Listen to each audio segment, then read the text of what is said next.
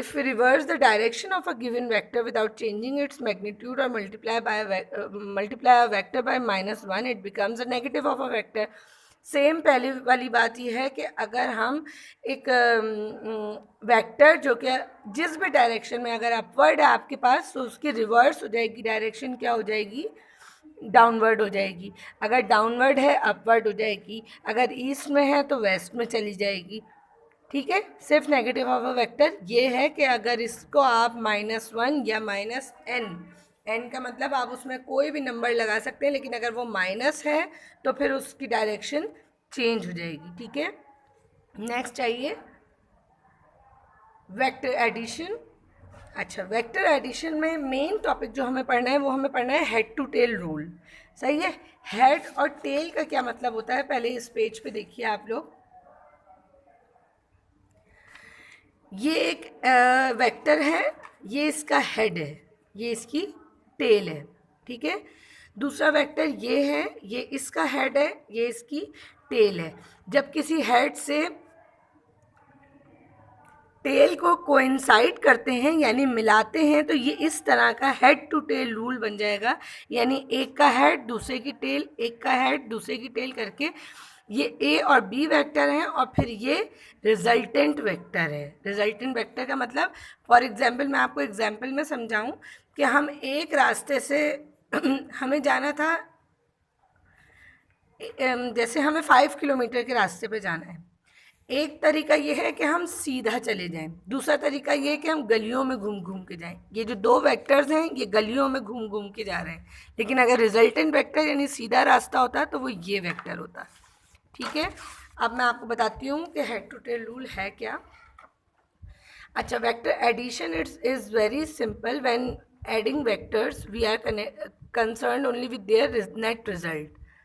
For displacement vector, we are concerned with the magnitude and direction of our net displacement from the starting position. A single vector whose effect is the same as the combined effect of the given vector is called resultant of the vector.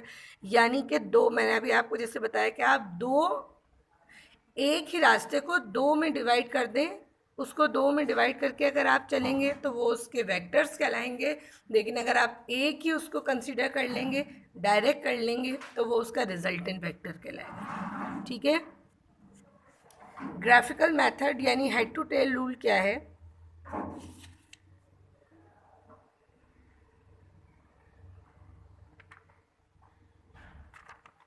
जो मैंने आपको समझाया अभी कि ऐसे lines draw करनी है आपको कि head of A coincides with the tail of B, यानी हेड ए का हेड कोइंसाइड करे बी के टेल के साथ, इसको हम कहते हैं. अच्छा, जब वो कोइंसाइड करेगा तो जो थर्ड लाइन इन दोनों को ज्वाइन करेगी वो कहलाएगी रिजल्टेंट वेक्टर. ठीक है, ये रूल जो है ये कहलाता है head to tell rule.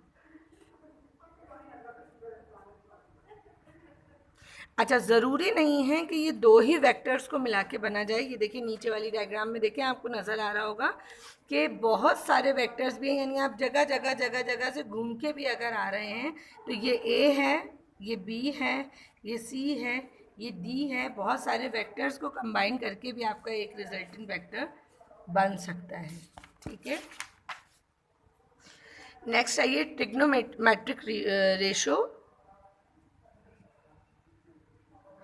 Next है ट्रिग्नोमेट्रिक रेशो. ट्रिग्नोमेट्रिक रेशो में क्या है, is the branch of mathematics. A knowledge of trigonometry is an aid which deal with the ratios between the sides of triangle. अच्छा, एक triangle के 3 sides होती हैं. ये साइड आपकी कहलाती है परपेंडिकुलर, यानी जो अपवर्ड डायरेक्शन में मूव हो रही है वो साइड कहलाती है परपेंडिकुलर.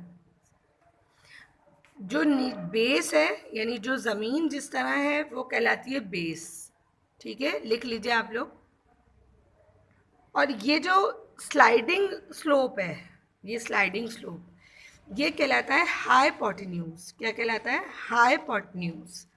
ठीक है, मैं अभी यहाँ इसके लिख भी देती हूँ. ये परपेंडिकुलर, ये बेस, ये हाइपोटेन्यूज. ठीक है. अच्छा, ट्रिग्नोमेट्रिक रेशोज इन तीनों एंगल्स के, देखिए ये परपेंडिकुलर, ये हाइपोटेन्यूज,